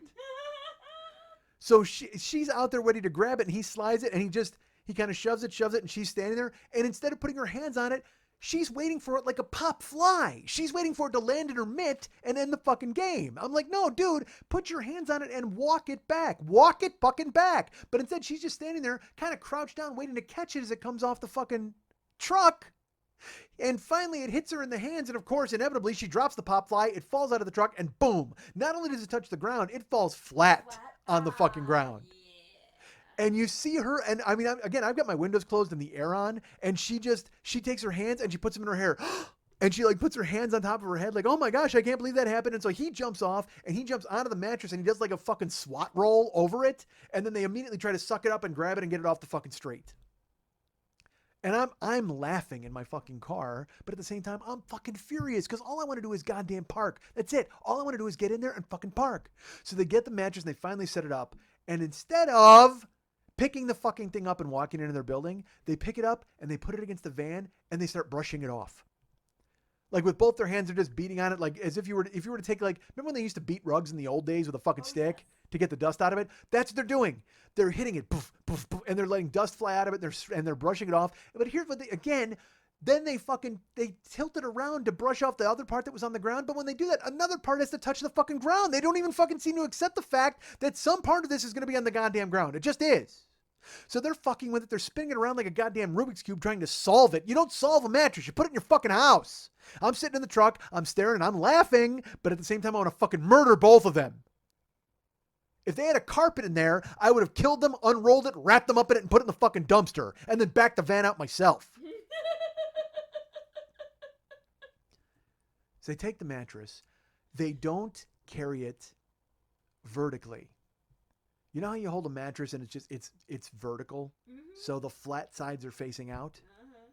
They carry it like firemen trying to hold one of those white things to save somebody jumping off a building. You know what I'm talking about? I love youth and... They carry it flat. They carry it fucking flat.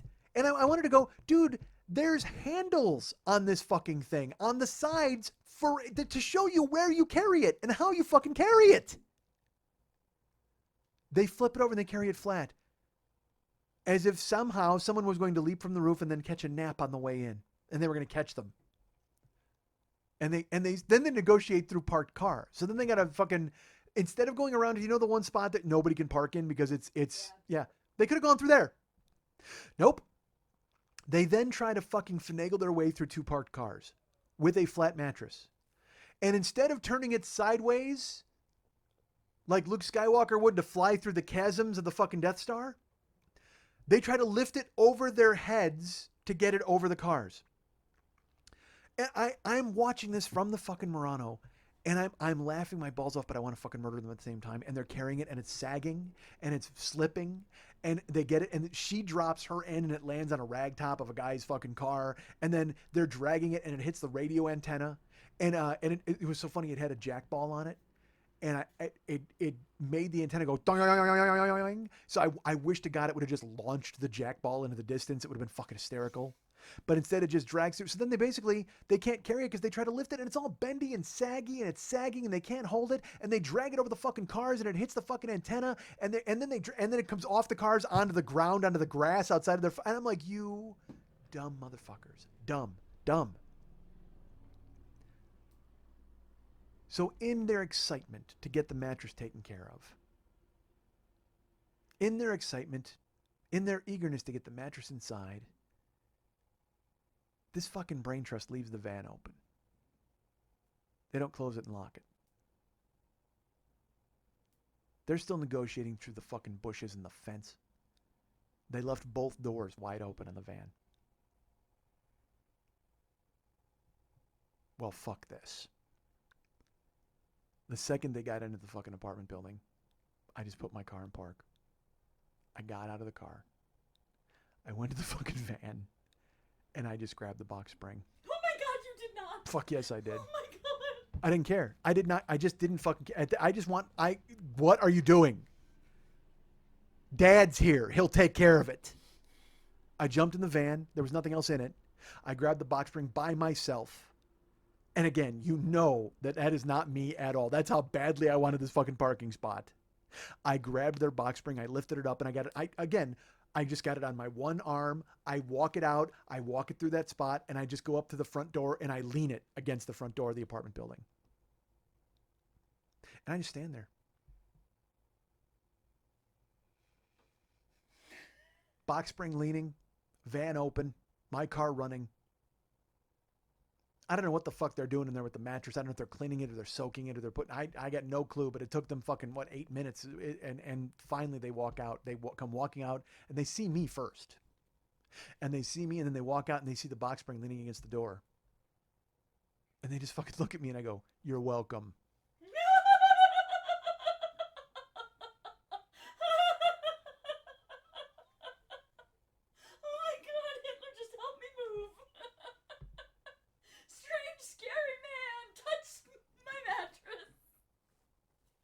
And they're just staring at me. And I said, "Do you want me to get it into your apartment?" And they said, "No, sir."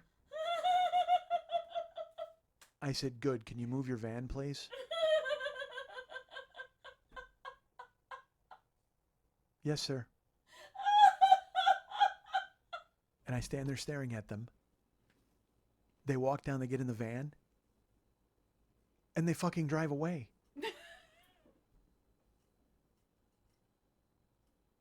They leave the box spring at the fucking entrance of the goddamn apartment building.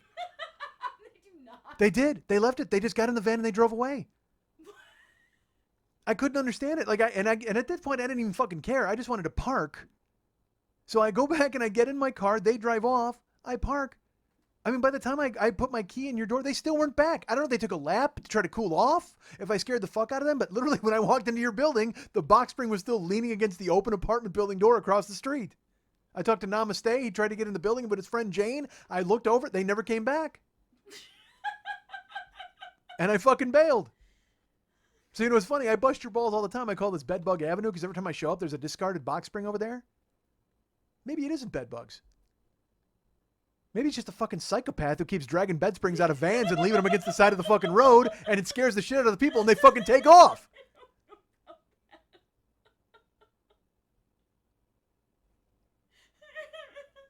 You guys can get me at MikeandMikeSchmidtComedy.com. You guys can be my friend at Facebook.com/the40year-old-boy. You can follow me on Twitter at Twitter.com/the40year-old-boy. That covers me. Our friend David Hernandez, David Mex Hernandez, is the guy who does all of the music and cool stuff for this show. He does all the artwork. He's amazing.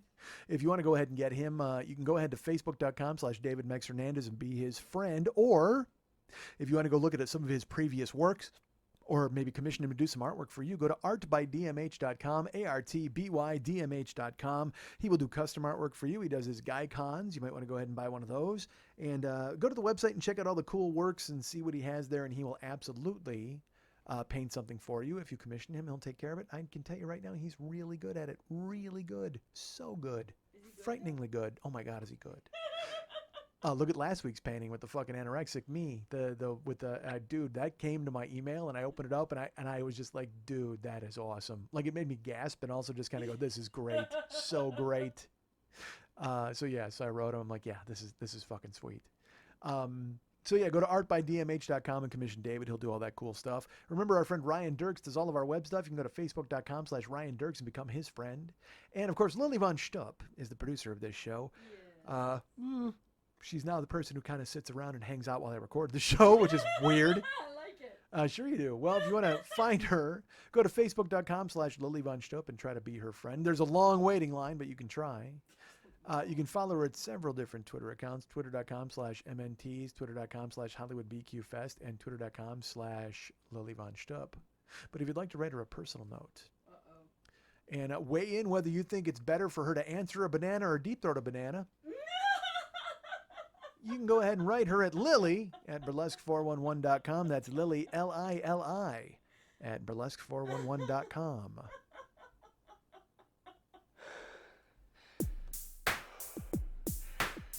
Oh, I'm Vic. And I'm Vinny. And we're the Screw Brothers. Come on down to our House of Filth. We got our new line of sex snacks, edible underwear, and pasties with flavors like this: Cilantro. hot wings, Poi. bacon and cheese, Chicken soup. flan, Donuts. beer.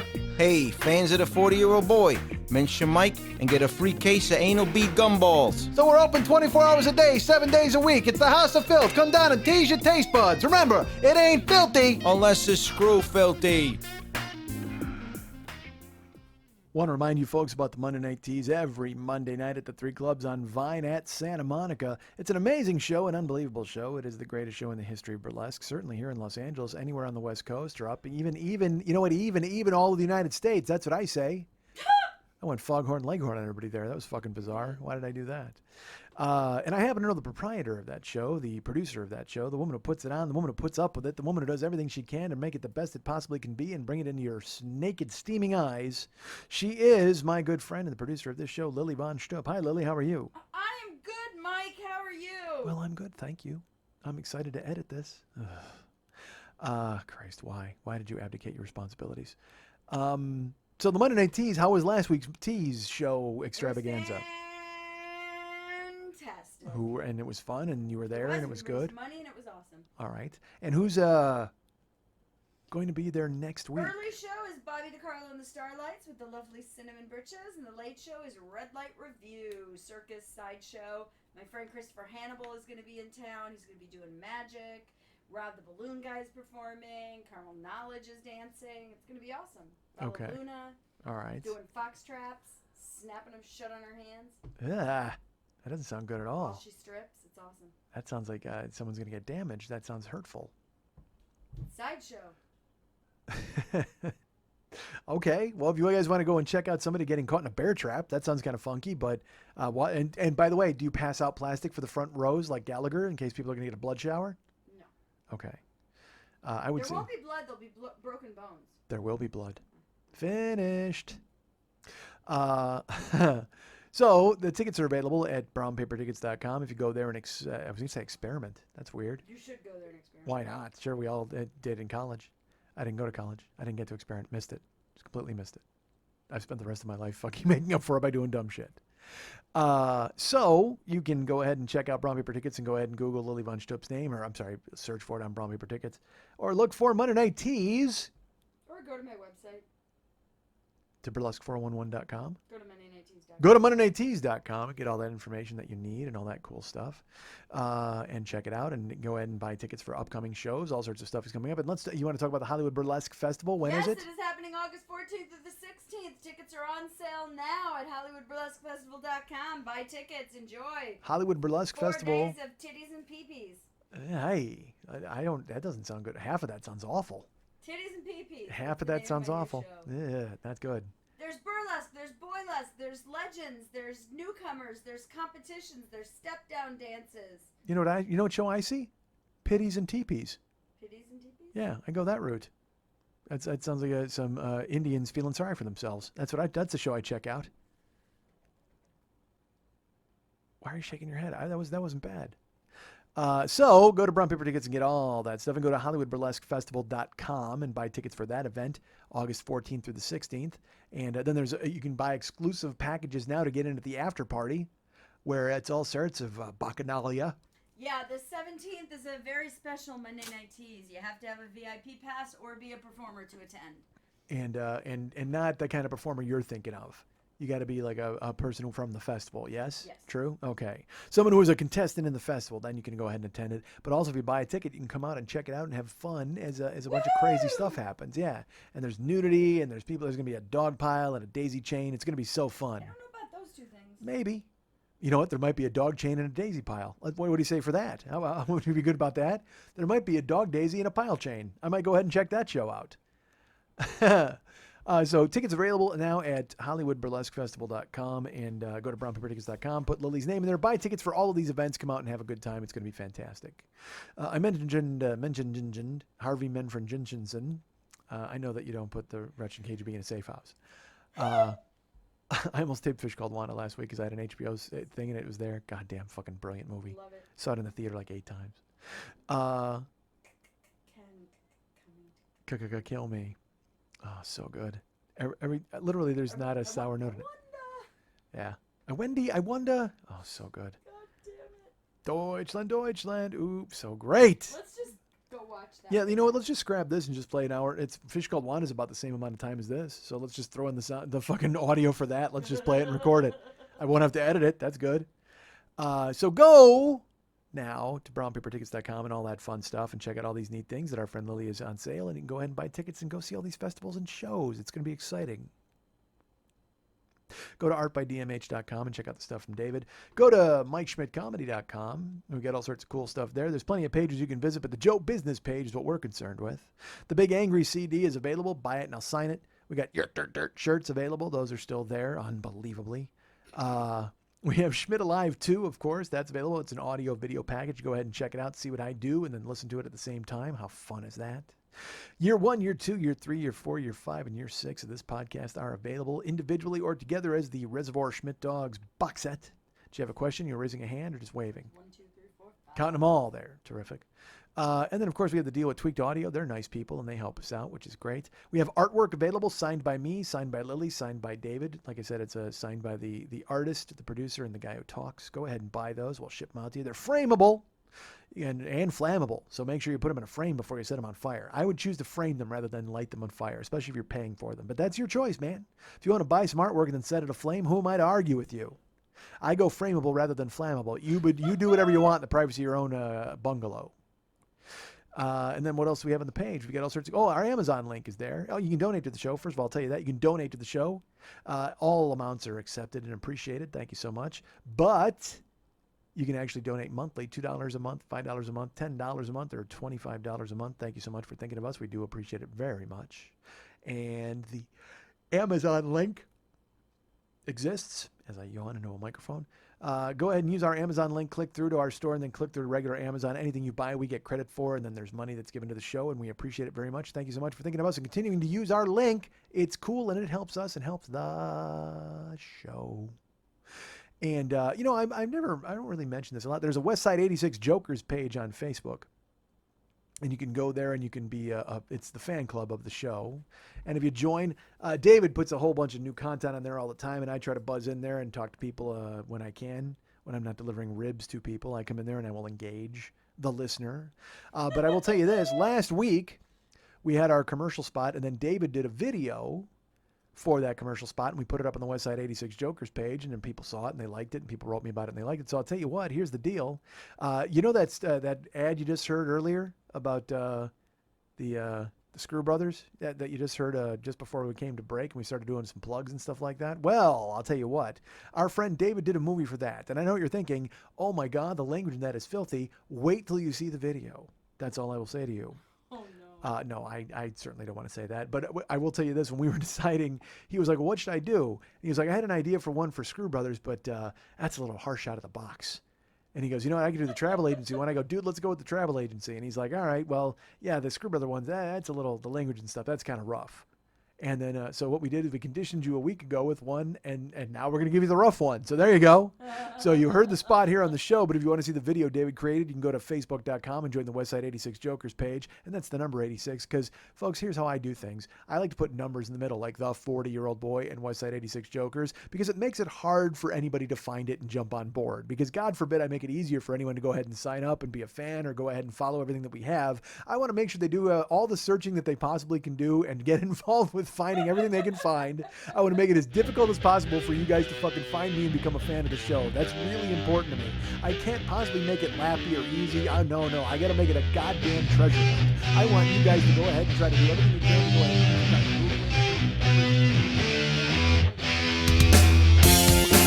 and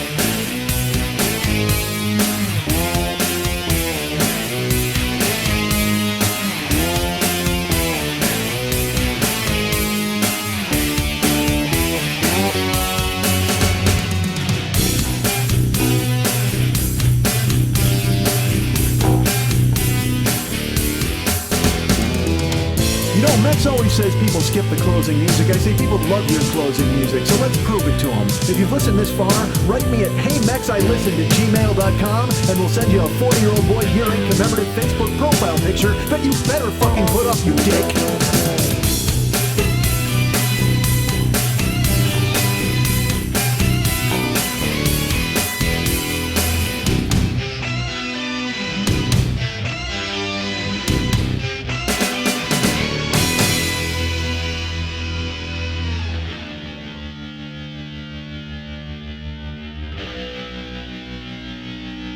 Sorry about the dick thing. Thing.